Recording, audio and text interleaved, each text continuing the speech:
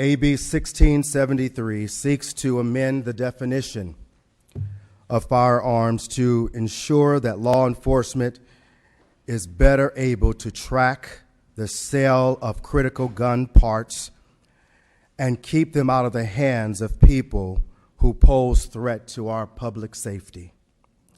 The definition of a firearm was created in the Gun Control Act of 1968, where it was defined as a frame or receiver of any weapon. A lower receiver or frame is found in every firearm, from a pistol to a semi-automatic rifle, and requires a background check and a serial number.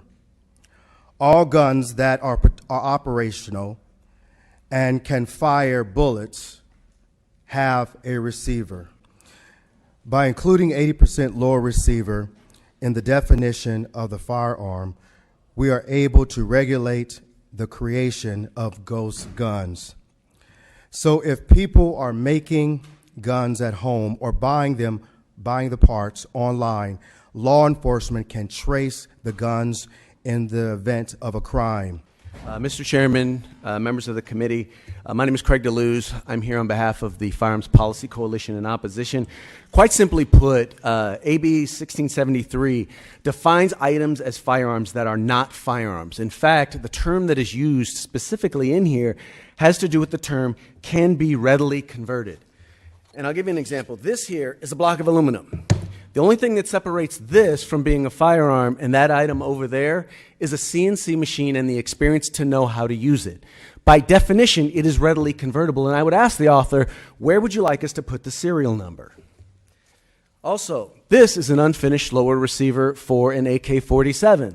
As you can see, with the exception of some holes and divots, it's not dissimilar from a piece of sheet metal that one would pick up at Lowe's, pick up at Ace Hardware, or would pick up at Home Depot. So I would ask the author, are we going to have stations at every one of these hardware stores and require them to actually serialize this, because this is in fact readily convertible?